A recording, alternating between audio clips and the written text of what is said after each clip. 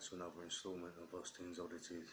Today I want to be talking about the strange flashes in the sky we're seeing, new recent discoveries like plasma discharges going off into space. And if the positively charged atmosphere wants to give off to anywhere, it's going to give off to the Earth, because the Earth is more negatively charged. But with so much radio frequency technology we're using these days, and not just that, literally everywhere is covered in a web of power cables and lights and all sorts, and these all give off a field of sorts, you know, like every time there's an electric moment, there's an electromagnetic moment, and you think of that, a network in every house, and linking from house to house, you've got all these different cable networks and whatnot, all with energy running through them, all with an effect that we can't see. You know, they don't have dampeners on them that stop the sort of boson reaction, but boson field reaction, I guess you say, like a magnetic field reaction coming from the creation of energy and whatnot. Or the transportation of energy still creates sort of dipole moments in themselves. But we're seeing a lot of anomalous flashes of light. People are reporting, especially in America, like loud bangs going off in the middle of the night that shake the house, and they don't know what it is. We're seeing like ball lightning a lot more frequently. That's just floating around, these balls of light, and they say nobody really knows what's going on, but they do know what's going on. They do know what's going on. There's a bit of a blackout on it, and if you look up any sort of video, you look at videos on YouTube, and there's literally nothing about the negative effects of just atmospheric radiation and stuff increasing, you know, satellites and all the data we have. I mean, we've got like something like hundreds of satellites all around the world constantly, and if you have a look at them, this photo, I'll pop a photo up actually, if you have a look at this photo, you'll see that they actually span the entire width of the world. So you've got these things beaming down particles into our atmosphere, and it's almost like a resonance chamber in itself. You know, these waves are going in and getting through, but then they're bouncing around on the inside. You know, not everything absorbs waves, and that could be a real big problem, because that then positively charges the atmosphere. And you know, we're seeing a lot of crazy weather because of it. So like massive expansions, massive like typhoons, tornadoes, all sorts. And this all comes from the energy that's in the atmosphere and how it interacts with the other atoms and whatnot. And so it's just giving you a very rough idea. I mean, this is really basic. I'm just going to show you this. Now,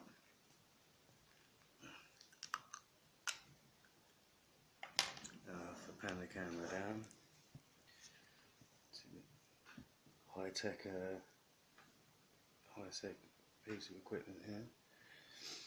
Now, so if you imagine these are atoms just in the atmosphere, just obviously they're loose, they're sort of hanging around in the boson field, as it were, and they're so they're just spaced apart, and we get these waves, and these waves come along. Now they can't penetrate the nuclei, so they just bang it out of its orbit.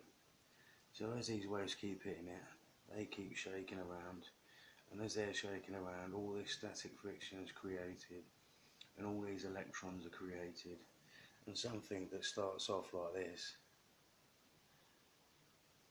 then ends up like that. So it's got all these extra electrons.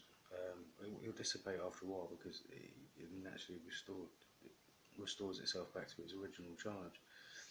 But it's the dissipation of these electrons that what causes the weather phenomenons, you know, like lightning, thunder, wind, all that business. It all comes from this energy exchange. And I think so this is a very rough sketch of the world I've quickly done. So you think like all of England, that's all totally covered in a network of lines everywhere of electricity, and then you think all over France, all over Spain, all these areas, you see them from the sky. I'll put a picture up for that as well. You'll see the lights cover all over here, all over New York, all over America, gradually over, Brazil and all that now as well. Africa getting more and more modernised, and these all create a magnetic field. And I just really don't think we're taking into consideration just what's happening now. They say we're in the middle of a pole shift, where once every 780,000 years or whatever, they reckon the magnetic poles switch. Which I don't think's right. That doesn't ring true to me at all. But they've discovered these bands around the centre of the world, around the sort of equatorial area, and they've got these alternating bands of positive magnetic and negative magnetic strips that look to be created by this pole shift, but it's not. It's created by a different reaction. I think I've gone over that in a previous video, not that specific thing, but that type of thing. But we're at an infantile stage, I guess, when it comes to technology, frequency technology. And we're moving into the sort of space age resonance technology level now. Well, I say we, hidden governments are in black bag projects behind closed doors. We see the results of that in these sort of anomalous videos with these craft that we can't identify, that we believe to be from other worlds. But it's just because they've actually discovered a way to cheat gravity, basically, and it's not that hard. I know it sounds like a ridiculous statement to make, but if you know what's going on, it's not. And the current model of science, the way we see things, it's almost like it's designed to pull the wool over your eyes, as it were. And you'll see the reason for that if you look at it in my first instalment, actually. It's before I named the channel, and that was based on a new model of the atom, and that answered so many different questions of science, like where does all the antimatter go? What are these big bright flashes in space that have all the luminosity of a galaxy just in one burst in like a matter of 7 seconds or something ridiculous, and why the slot test gives off the results that it does. And these anomalous, not anomalous, but these shapes in nature that shouldn't exist, these geometrical shapes, all as a result of this specific action, this energy release. And if you have a little look through my catalogue, you'll see it's the first one I've ever done.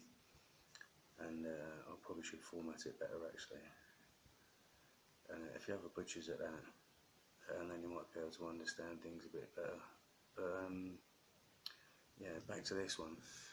So we're getting these square clouds in space. Oh, sorry, not in space. Sorry, these square clouds up in the sky. That doesn't make any sense at all. Why would there be? How could there be something like that existing? We never saw them before. We didn't see them years ago. And the answer lies within frequencies and intersecting frequencies. Now, frequencies can cause an area to resonate, and when that area resonates, you can kind of shepherd. So say you got two frequencies meeting up, one that way, one that way. Sorry, I've got to hold the phone with one end as well. But as they meet up, they call it a right angle, so that the cloud vapor can't exist in there because it will shake it apart and it won't be a cloud vapor anymore. And that's what's happening. There's two intersection frequencies. I'll put a picture up. Actually cause this square cloud pattern effect, and it's interesting to see that's just how dramatically this technology is affecting our world, our environment, and there's these tremors detected all over the world. One recently from round about the Madagascar area or something, and then shot across the Atlantic, and I think ended up down in Hawaii or so. I can't quite remember, but if you look it up, there's these strange seismic reactions that are shooting across the world, like almost like a frequency in a zigzag pattern. And I mean, that's really worrying to think that something that is man-made, something that we're doing, can be negatively affecting the weather in such a way, almost like terraforming, you know. And like I say, I'll put the picture up of this band of satellites that go around the sort of line of sight area, the equatorial region of space, and it's just mind blowing. It really is. And you think now all this excess electrons and everything that are created by this resonance from all these frequencies that are bouncing around, and they create like a really heavy positive charge, and that's got to give off somewhere. So it's giving off in these loud flash bangs in neighbourhoods where people don't know what's going on. It's giving off it's a plasma discharge into space. I mean, that's how bad it is. That's how positively charged the Earth is now for our actions, or at least the surface of it anyway. Just, you know, for electric pylons, all that type of business as well. But you know, with satellite communications and all sorts, you know, it really is negatively affecting our living environment. And there's a big hush-hush about it. You won't see it anywhere. You try and look up a YouTube video about it or anything like that, everybody's all happily oblivious.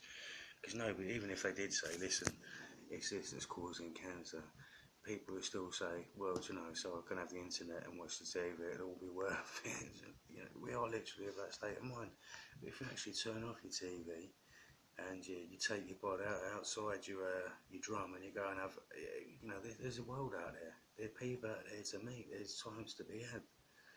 Yeah, you're not going to live your life sitting in front of a camera talking about it.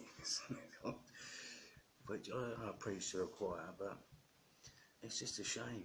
You know, we're living in this sort of technical society that just divide and conquer, and we lose part of what it is to be human, our connection with others, and that's pretty bad as well. But you know, there's so many negative effects from modern technology that we just haven't been taken into consideration, and it's almost to some degree the walls being pulled over our eyes about what's really going on. But you know, like cancer is increasing, like 1 in 4 people to get it. Like in about 4 or 5 years later, it was like 1 in 2 people are getting it. That's some stupid odds, and yet no government of the Western world is there rushing to try and find a cure. It's left up to charities to try and sort it out. But then that's a multi sort of £1 million business. And who's going to find a cure that's basically going to shut down their multi-million-pound business? Well, they only have to donate or physically prove that they've used 20% of that value for physical result or whatever, physically as part of the endeavour. And the other 80% can actually be used at their discretion. So if you think they're going to give up a multi-million-pound, whatever, you know, business, if you want to call it that, or charity, you know, they're not going to. Like one charity said, our aim is for 1 in 4 people to survive cancer. I was thinking, shouldn't your aim be to cure cancer? Isn't that the better option? So you can obviously see what their goal is and where they're coming from. You know, why are you going to put yourself out of a job? It don't make sense. But there's so many things that's going on that all we have to do is just stop, take your head out of your iPod or TV or whatever, and actually have a little look to see what's going on out there. Ironically, you might have to sit yourself in front of the internet to do that, but you know, there's libraries and stuff or whatever. Meet people, talk to them, you never know what you learn. You know, it's one of them.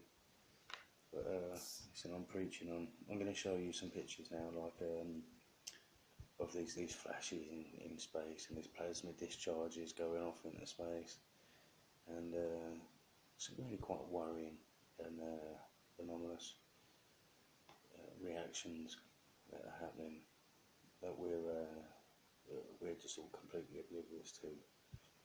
I mean, I hear a high pitched sound, like it's not like even in my ears, it's almost like between my ears, it's in like my brain, perhaps in my cerebellum or something around that area.